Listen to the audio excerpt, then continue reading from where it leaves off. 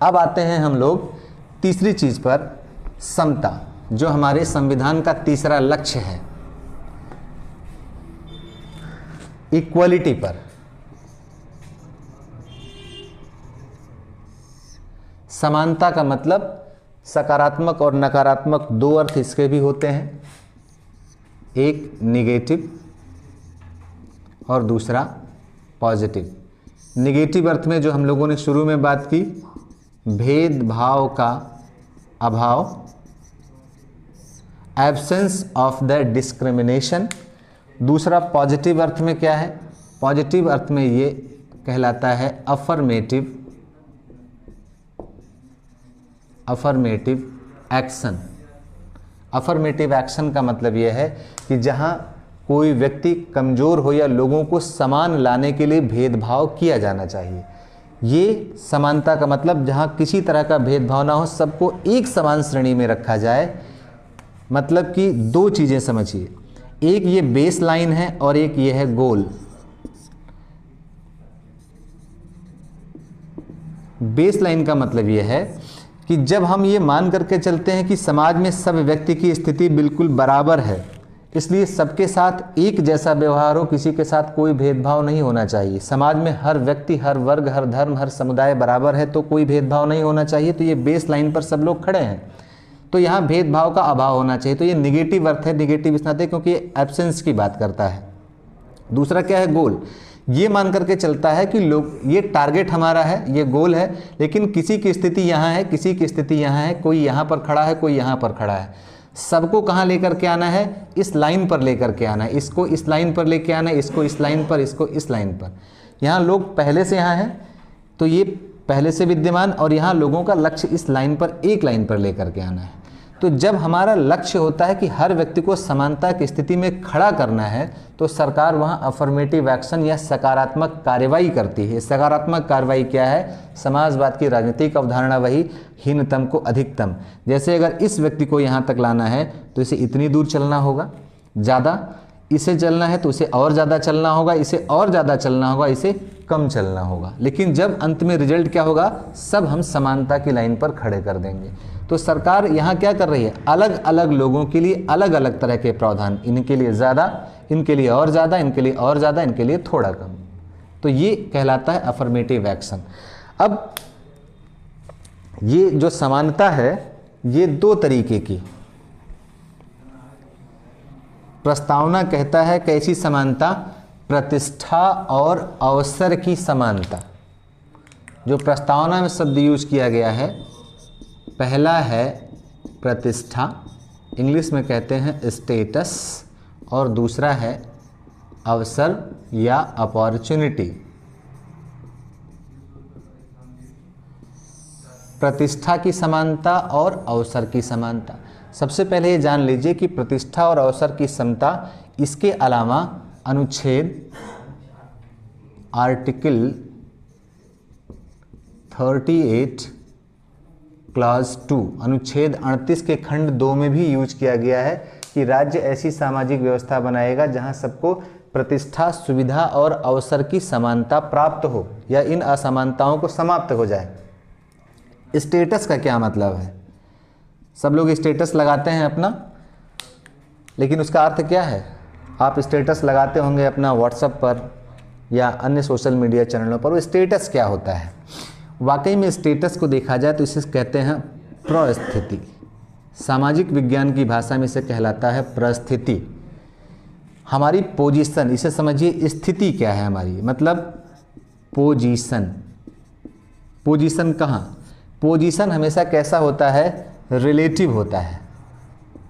Relative मतलब सापेक्ष। कोई भी व्यक्ति जब अपनी स्थिति देखता है तो दूसरे के सापेक्ष देखता है। कोई व्यक्ति धनी है या निर्धन है, इस बात को हम कैसे कह सकते हैं, जब हम दूसरे के सापेक्ष कहते हैं। जैसे मैं टाटा या अनिल अंबानी के सापेक्ष, उनके सापेक्ष में निर्धन हूँ, लेकिन अगर जो व्यक्ति हमसे गरीब है वो हमें धनी कहेगा, इस अर्थ में क्योंकि उसके पास उतना धन नहीं है। तो हमेशा ये जो पोजीशन होता है किसी भी अर्थ में, चाहे वो व्यवसायिक हो चाहे सामाजिक हो, जैसे अलग अलग लोगों की समाज में स्थिति, पोजीशन अलग अलग होती है। एक नेता की सामाजिक हैसियत अलग है, एक व्यवसायी की हैसियत अलग है, एक कर्मचारी की अलग है और एक किसान की अलग है। तो हर व्यक्ति का समाज में अपना पोजीशन, अपनी स्थिति, या इसे आप कह सकते हैं रैंक।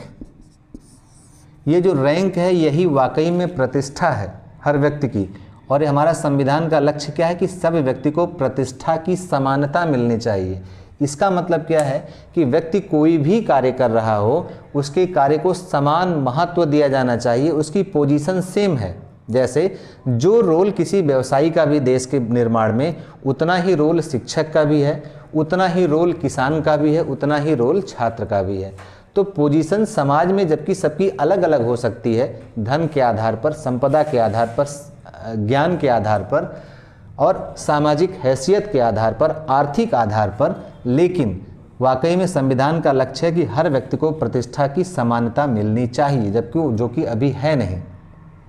पर अब ये ध्यान में रखिएगा, प्रतिष्ठा भी दो तरीके की होती है। एक होती है प्रदत्त, प्रोवाइडेड बाय अदर्स, अन्य द्वारा दी जाती है, और एक होती है अर्जित, एक्वायर्ड या गेन। इसके लिए आप यूज करिए गेन्ड, जो हमने अर्जित किया है। प्रदत्त, फिर वापस आते हैं, जैसे ब्रिटिश सरकार लोगों को अलग अलग उपाधियां देती थी, उपाधि दे करके उनकी प्रतिष्ठा, जो सामाजिक हैसियत थी, वो ऊंची कर देती थी। राम मोहन राय हैं, राजा की हैसियत मिल गई एक उपाधि देने से। सर की उपाधि देने से समाज में उसकी प्रतिष्ठा ऊपर हो जाती थी, जो सभी व्यक्तियों को नहीं मिलती थी। तो ये सब क्या थी? ये प्रोवाइडेड थी। क्यों मिलती थी? राजभक्ति के कारण मिलती थी। उसी तरह से हर व्यक्ति को भी कुछ ना कुछ प्रोवाइडेड या कुछ प्रदत्त प्रतिष्ठाएं मिलती हैं। अपने परिवार से, अपने समाज से, अपने समुदाय से, अपने वर्ग से अलग अलग लोगों की प्रतिष्ठा अलग अलग होती है। एक जातिगत संगठन का नेता अपने जाति में अपनी हैसियत का प्रयोग करता है, लेकिन बाकी जातियों में, बाकी समुदाय में उसकी कोई हैसियत नहीं है। लेकिन अपने जो जातिगत नेता है वो अपने जातिगत समुदाय में सबसे ऊंची स्थिति रखता है। ठीक है, तो हमारा संविधान कहता है कि इसकी मनाही करता है। ये जो प्रोवाइडेड है, लोगों को कहाँ से मिलती है, कौन देता है, इसका कोई मतलब नहीं है, लेकिन अर्जित होनी चाहिए। प्रतिष्ठा अगर आप अर्जित कर रहे हैं तो आप अधिकतम अर्जित करिए। तो यहाँ समानता की बात का मतलब क्या है कि हर व्यक्ति को इतनी स्वतंत्रता है कि वो अपनी प्रतिष्ठा अर्जित कर पाए, प्रोवाइडेड नहीं। अगर ये है तो इसको रोकने की बात करता है, कहता है तभी क्या होगा, एक फेयर कंपटीशन होगा, एक निष्पक्ष कंपटीशन होगा, और तब लोग समानता की लाइन पर आएंगे। यहाँ आपको ध्यान रखना है, समानता का मतलब समान लोगों के बीच समानता। ठीक है। दूसरी चीज़ है अवसर। अवसर का मतलब है अपॉर्चुनिटी, मतलब कि कुछ करने का एक मौका मिलना चाहिए, इसी को कहते हैं अवसर। और हमारा संविधान प्रत्येक व्यक्ति को ये अवसर प्रदान करता है। सीधे सीधे स्पष्ट लिखा हुआ है आर्टिकल 16 में, अनुच्छेद 16 कहता है कि सरकारी सेवायोजन में प्रत्येक व्यक्ति को समान अवसर मिलेगा। अनुच्छेद 38(2) कहता है कि राज्य की जो व्यवस्थाएं होंगी उसमें प्रत्येक व्यक्ति को प्रतिष्ठा, सुविधा, इन सब का अवसर की समानता मिलेगी, इस सब बराबर मिलेंगे। ठीक है, तो अवसर, ये प्रतिष्ठा की समानता और अवसर की समानता, ये हमारा लक्ष्य है। और इन लक्ष्यों को पूरा करने के लिए अनुच्छेद 16 भी दिया गया है। प्रतिष्ठा की समानता के लक्ष्य को पूरा करने के लिए क्या है, ये आर्टिकल 18, उपाधियों के अंत की बात जहाँ थी। उपाधियाँ क्या करती थी, लोगों की प्रतिष्ठा को ऊपर कर देती थी। लेकिन वैसा मैंने अभी इसी वीडियो में चर्चा की है, जिसमें स्पष्ट कहा गया था कि शिक्षा और सेना संबंधी उपाधियाँ दी जाएंगी, अन्य उपाधियाँ नहीं दी जाएंगी। शिक्षा और सेना संबंधी क्यों दी जाएंगी? क्योंकि वो अर्जित की जाती हैं। आपने पढ़ाई की तो आपको ग्रेजुएट होने की डिग्री मिली, आपने सेना में अच्छा पराक्रम दिखाया तो आपको परमवीर चक्र मिला। ये जो परमवीर चक्र है या ग्रेजुएट की डिग्री है या IAS की डिग्री है, ये किस लिए मिल रही है? क्योंकि आपने उसे अपनी मेहनत के बल पर अर्जित किया है। तो ये प्रतिष्ठा की समानता की बात करता है। और जो प्रदत्त हैं, किसी कारण से, किसी राजभक्ति के कारण दी जाती हैं, उसको पूरी तरह से रोकने की बात है। तो इन लक्ष्यों को पूरा करने के लिए अनुच्छेद 18, अवसर की समानता देने के लिए अनुच्छेद 16 इसकी बात करता है। और समानता का अधिकार पूरा का पूरा इक्वलिटी पर बेस्ड है ही है। अब आते हैं जो चौथा लक्ष्य है बंधुता का। बंधुता, फ्रैटर्निटी। फ्रैटर्निटी का क्या मतलब है? भाईचारा। अक्सर आपने एक सेंटेंस सुना होगा, हिंदू मुस्लिम सिख ईसाई आपस में सब भाई भाई। यही चीज़ है फ्रैटर्निटी। फ्रैटर्निटी का मतलब है कि जब हम अपने वर्ग, जाति, देश, समुदाय इन सबसे अलग हट करके एक होने, सिर्फ मनुष्य होने की भावना रखें, या बहुत अधिक अगर हो सकता है तो एक राष्ट्र के नाम पर एक होने की भावना पाल लें, इसको कहते हैं बंधुता। और हमारे संविधान की प्रस्तावना क्या कहता है, बंधुता कैसी होनी चाहिए? एक कहता है व्यक्ति की गरिमा और दूसरा राष्ट्र की एकता व अखंडता, मतलब इसे कहेंगे डिग्निटी ऑफ द इंडिविजुअल, और इसे कहेंगे unity and integrity of the nation.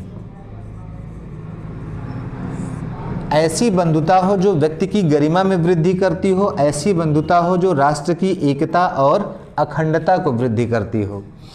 गरिमा का क्या मतलब है? गरिमा का मतलब है रेस्पेक्टफुल हो जाना। जब हम व्यक्ति को रेस्पेक्ट दें, या प्रत्येक व्यक्ति का जो व्यक्तित्व हो वो रेस्पेक्टफुल हो, ऐसा होना चाहिए। हम किसी व्यक्ति की गरिमा को गिराने के लिए आपस में भाईचारा नहीं कर सकते हैं, या राष्ट्र की एकता को तोड़ने के लिए या अखंडता को समाप्त करने के लिए अगर हम आपस में गठबंधन करते हैं, एक होने की भावना लाते हैं, तो ऐसी बंधुता हमारे यहाँ रोक दी गई है। जैसे आतंकवादियों की, वो भी आपस में भाई भाई कहते हैं कि सब जिहाद कर रहे हैं, सब एक ही समुदाय के हैं, आपस में सब भाई हैं और सब अल्लाह के नाम पर एक हो जाते हैं। जो जिहादी हैं, स्पेशली इस्लामिक जिहादी जो हैं, ऐसे उनमें भी बंधुता है। पर हमारा संविधान ऐसी बंधुता की बात नहीं करता है, वो ऐसी बंधुता की बात करता है जो व्यक्ति की गरिमा में वृद्धि करता हो। जो इस्लामिक जिहादियों की बंधुता है वो व्यक्ति की गरिमा में वृद्धि करने वाली नहीं है, बल्कि उन्हें क्या होता है, समाज में उनकी गरिमा होती है, रेस्पेक्ट होता है, बिल्कुल नहीं होता है। उसी दूसरी चीज़ क्या है, वे राष्ट्र की एकता और अखंडता के विरुद्ध है उनका भाईचारा। इस नाते ऐसी बंधुता की बात नहीं है। हमारे यहाँ ऐसी बंधुता है जो राष्ट्र की एकता में वृद्धि करती हो। ये होगी कैसे? जब हम जातिवाद से परे हो जाएं, जब हम संप्रदायवाद से परे हो जाएं, जब हम भाषावाद से परे हो जाएं, जब क्षेत्रवाद से परे हो जाएं। जैसे हमारे अंदर ये आता है कि हम मराठी हैं, हम बिहारी हैं, हम तमिल हैं, हम उड़िया हैं, तो कभी राष्ट्र की एकता सुनिश्चित नहीं हो सकती है और आपस में कभी बंधुता नहीं हो सकती है। इसलिए जिस बंधुता की बात की गई है वो राष्ट्रीय एकता को बढ़ाने वाली बात की गई है, अखंडता की बात की गई है। अब ये ध्यान में रखना है कि वह अखंडता शब्द ये जो है ये 42वें संशोधन 1976 द्वारा जोड़ा गया है। इसी संशोधन द्वारा प्रस्तावना में 2 शब्द और जोड़े गए थे और वो शब्द था समाजवादी, याद रखिए, व पंथ निरपेक्ष। तो अगर पूछा जाए आपसे तो ये 3 शब्द अखंडता, समाजवादी, पंथ निरपेक्ष, अखंडता के साथ एक शब्द यहाँ और था और अखंडता, समाजवादी, पंथ निरपेक्ष, ये इतने शब्द 42वें संविधान संशोधन 1976 द्वारा जोड़े गए। क्यों जोड़ा गया अखंडता शब्द? वो परिस्थितियाँ क्या थी 1976 में, मालूम होगा उससे पहले भारत में खालिस्तानी मूवमेंट चल रहा था, नागालैंड में अलग नागा देश बनाने की मांग चल रही थी। तो जो LTTE था, श्रीलंका में जो आतंकवादी उग्रवादी समूह था, वो एक ग्रेटर तमिल स्टेट की बात कर रहा था कि भारत के तमिलनाडु को और वहाँ का जो तमिल बाहुल्य क्षेत्र है श्रीलंका को, उसे मिलाकर के एक अलग तमिल राज्य की मांग कर रहा था। तो भारत के टुकड़े टुकड़े होने वाले की लोगों का बोलबाला था। इसलिए इस प्रस्तावना में स्पष्ट कर दिया गया कि ऐसा ख्वाब कोई ना पाले। हमारा लक्ष्य क्या है? राष्ट्र की अखंडता का, कि भारत एक अखंड है, ये टूट नहीं सकता है, कोई भी क्षेत्र इससे अलग नहीं हो सकता है। हाँ, एक इकाई के रूप में उसकी एक अलग पहचान हो सकती है जैसी राज्यों की है।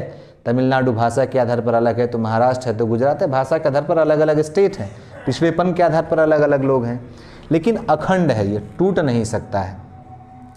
अब इस पर आपसे कई बार प्रश्न पूछे गए हैं कि राष्ट्र की एकता में बाधक कौन कौन सी चीज़ें हैं। तो ये ध्यान में रखिए, राष्ट्र की एकता में बाधक वही सारी चीज़ें हैं जो हमारे भाईचारे में बाधक हैं, जैसे संप्रदायवाद, जब हम मान करके चलते हैं कि हम किसी विशेष संप्रदाय के हैं और मेरा संप्रदाय सर्वोच्च है, बाकी संप्रदाय नीचे हैं, मेरा धर्म सर्वोत्कृष्ट है, बाकी धर्म नीचे हैं, तब वहाँ सांप्रदायिकता जन्म लेती है। तो सांप्रदायिकता क्या है? ये हमारे लिए नुकसानदायक है, पूरे राष्ट्र की एकता के लिए। बहुत से राजनीतिक दल आपको मिलेंगे आजकल जिसमें जो आप में धर्म की भावना को ज़्यादा बढ़ाने की कोशिश करते हैं और ये कहते हैं कि हाँ हिंदू राष्ट्र हो जाएगा। हिंदू राष्ट्र अगर होगा तो वाकई में राष्ट्र की एकता कभी भी नहीं हो सकती है, और इसका अनुभव हमारे पूर्वजों को और हमको है। भारत और पाकिस्तान नाम के 2 स्टेट बन गए, एकता विखंडित हो गई, अखंडता समाप्त हुई।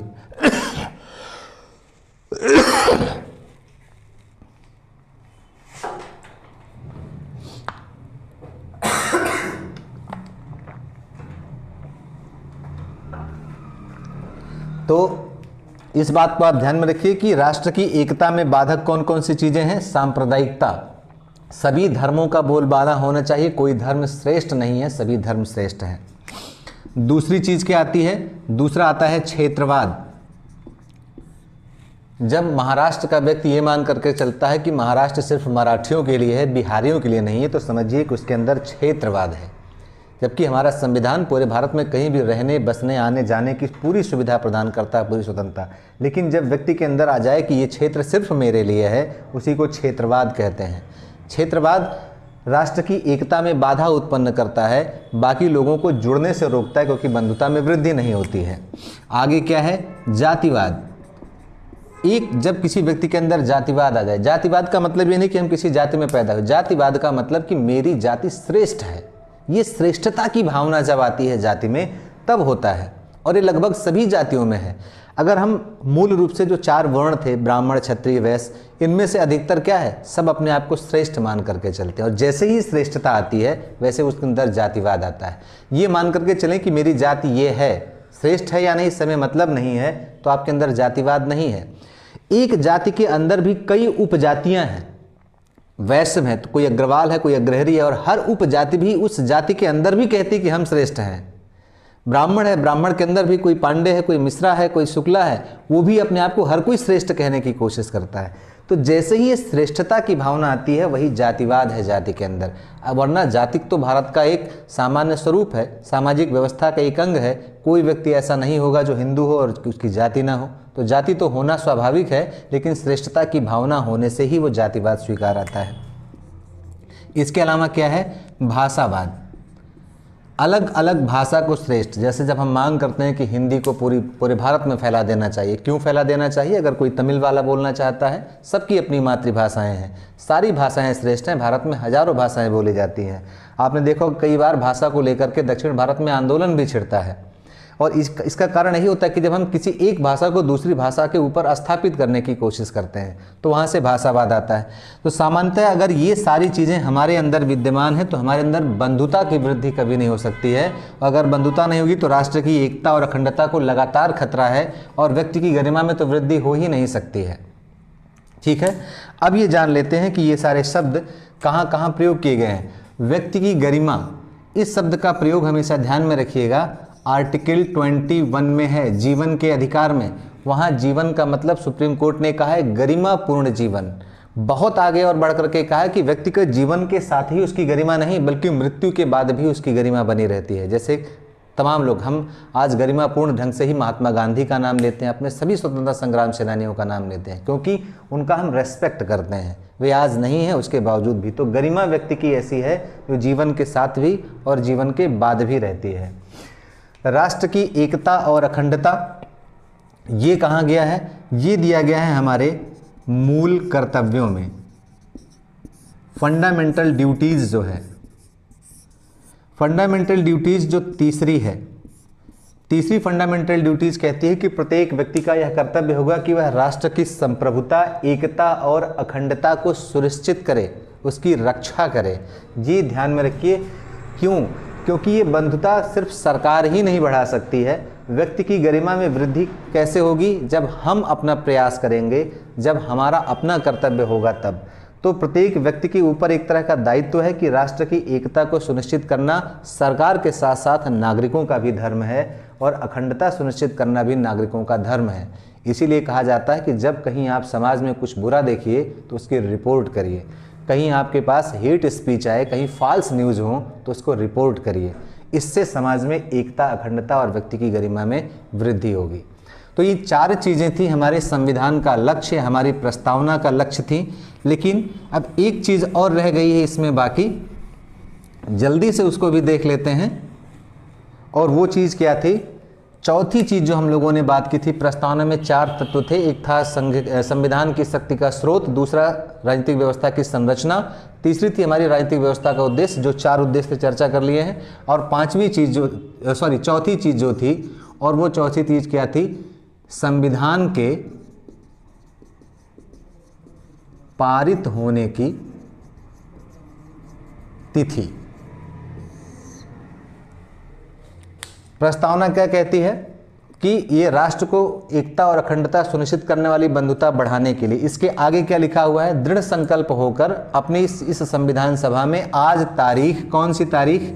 26 नवंबर 1949, 26 नवंबर 1949 को, हिंदी महीना भी लिखा हुआ है, ये ध्यान में रखिएगा, मिति मार्गशीर्ष शुक्ल सप्तमी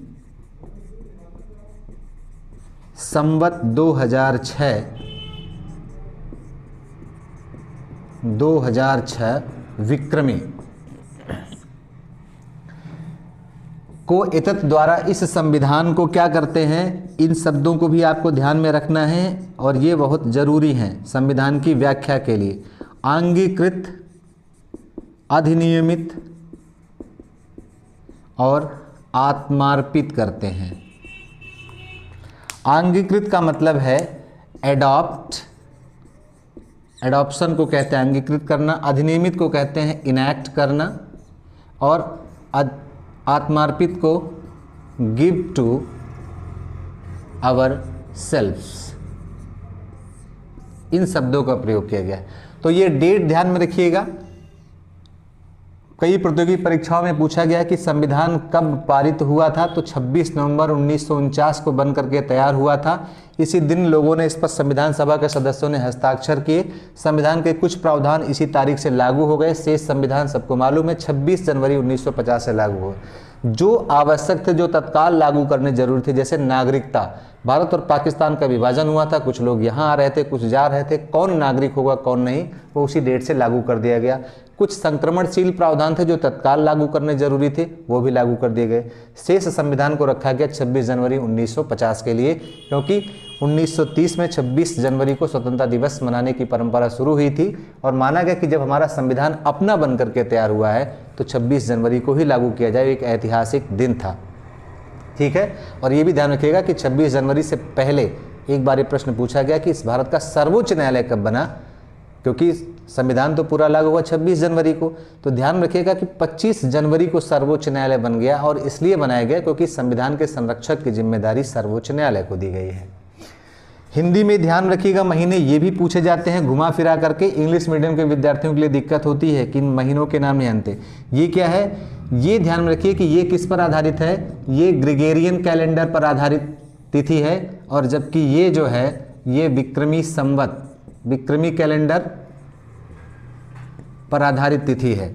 इसमें क्या क्या चीज़ें हैं? मिति मार्गशीर्ष क्या है? ये हिंदी महीने का मंथ है, महीना जो शुरू होता है चैत्र से। शुक्ल क्या है? हिंदी महीने में हमेशा 15-15 दिन या 14-14 दिन के 2 पक्ष होते हैं, एक शुक्ल पक्ष एक कृष्ण पक्ष, तो ये पक्ष है इसका, ठीक है। और सप्तमी क्या है? ये तिथि है। और संवत 2006 विक्रमी ये वर्ष है। वर्ष कैसा? विक्रमी कैलेंडर का।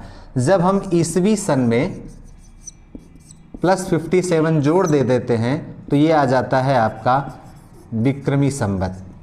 1949 में 57 जोड़ेंगे तो 2006 आ जाएगा। इन चीज़ों को ध्यान में रखना है। कभी कभी बदल देता है एक तिथि, शुक्ल की जगह कृष्ण कर देता है, सप्तमी की जगह अष्टमी कर देता है, संवत 2006 की जगह 1949 कर देगा। यहाँ कन्फ्यूजन होता है, तो इस बात को ध्यान में रखिए। अब आते हैं अंगीकृत पर। जरा एक बार फिर से आप याद करिए प्रस्तावना को। शुरू कहाँ से होता है? हम भारत के लोग।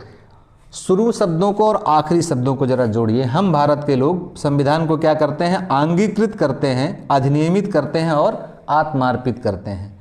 हम भारत के लोग एडॉप्ट करते हैं। एडॉप्शन का क्या मतलब होता है? जैसे किसी छोटे बच्चे को एडॉप्ट करती है फैमिली, पेरेंट्स एडॉप्ट करते हैं। क्यों करते हैं? ताकि वे उसकी देखभाल बेहतर तरीके से कर सके। तो हमने भी क्या किया, हम भारत के लोगों ने, भारत की जनता ने क्या किया, संविधान को एडॉप्ट किया है। एडॉप्ट किया है मतलब कि अब इसके देखभाल की जिम्मेदारी किसकी है? जनता की है। तो एडॉप्शन ये वर्ड क्या है? ये एक तरह से हमारे ऊपर उत्तरदायित्व डालता है कि संविधान को अगर कहीं भी नुकसान पहुंचाने की कोशिश की जाएगी तो ये जनता की जिम्मेदारी है कि उसे रोके। आपने तमाम दलों, तमाम सामाजिक संगठनों को देखा होगा, संविधान बचाओ आंदोलन करते हैं। ऐसा आंदोलन क्यों? क्योंकि वो मान करके चलते हैं कि वो हमारी जिम्मेदारी है, क्योंकि संविधान को अंगीकृत किया, हमने अडॉप्ट कर लिया है। इनैक्ट करने का मतलब है कि इसे हमने एक कानूनी स्वरूप दे दिया है अब। और एक कानूनी स्वरूप किसने दिया? हम भारत के लोगों ने। यही स्पष्ट करता है कि भारत के लोग क्या हैं? भारत के लोगों के पास कानून बनाने की ताकत है। और हम लोगों ने पहले वीडियो में देखा कि जहां कानून बनाने की ताकत जनता में होती है वहां क्या होता है? लोकतंत्र होता है। और संविधान कैसा है? भारत का सर्वोच्च कानून है जिसे बना रही है भारत की जनता संविधान सभा के माध्यम से। तो एक तरह से ये जो अधिनियमित शब्द है, अधिनियमित करते हैं, ये क्या है? ये हमारे राइट को बताता है, ये हमारे अधिकारों को बताता है कि संविधान को बनाने का अधिकार हमारा है। ठीक है, ये पूरी पावर हमारे पास है। और तीसरी शब्द है आत्मार्पित। आत्मार्पित कहने का मतलब गिव टू अवर सेल्फ, हमने स्वयं को सौंप दिया। स्वयं को सौंप दिया कहने का मतलब है कि अब हम इससे स्वयं भी बंध गए हैं। पिछली वीडियो में हमने चर्चा की थी कि जब आपसे ये पूछा जाए कि अगर भारत के लोग सर्वोच्च हैं या संविधान, तो अक्सर आपके मस्तिष्क में ये आता है कि चूंकि संविधान का निर्माण भारत के लोगों ने किया, इसलिए लोग सर्वोच्च होंगे। लेकिन ये जो शब्द है, हम भारत के लोग क्या कर रहे हैं? संविधान को अंगीकृत, अधिनियमित और आत्मार्पित कर दे रहे हैं। सबसे अंत में आत्मार्पित करने का मतलब हमने स्वयं को अर्पित कर दिया। स्वयं को अर्पित करने का अर्थ है कि अब हम इसके सभी प्रावधानों का पालन करेंगे। अब मतलब इसके सभी प्रावधान, सारे कानून, इन सबसे हम स्वयं बंध गए हैं। बंध गए तो अब जनता सर्वोच्च है कि संविधान? संविधान सर्वोच्च हो जाएगा। तो जहाँ कहीं भी ऐसी कन्फ्यूज़न आए कि कौन सर्वोच्च होगा, तो इस शब्द को देखिएगा। कानून एक बार बनने के बाद, मैंने आपसे बताया था कि सुप्रीम कोर्ट ने निर्णयों में इसी बात का उल्लेख किया था कि चूंकि जनता संविधान को आत्मार्पित कर चुकी, साथ ही जनता भी उसके प्रावधानों से बंध गई है, वो उससे उच्च स्थिति में नहीं हो सकती है। संविधान का उल्लंघन जनता भी सामूहिक रूप से नहीं कर सकती है। अब वो बंध गई, साथ ही सर्वोच्चता की स्थिति में भारत सिर्फ एक है और वो है संविधान हमारा। तो आत्मार्पित कहने का मतलब ये है।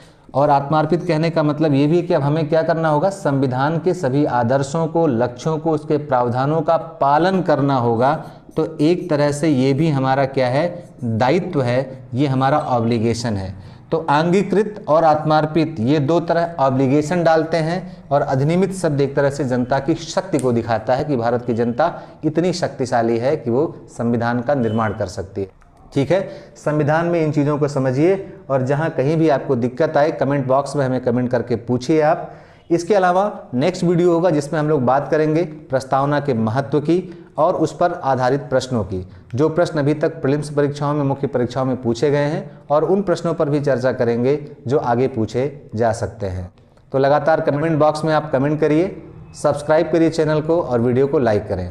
Thank you.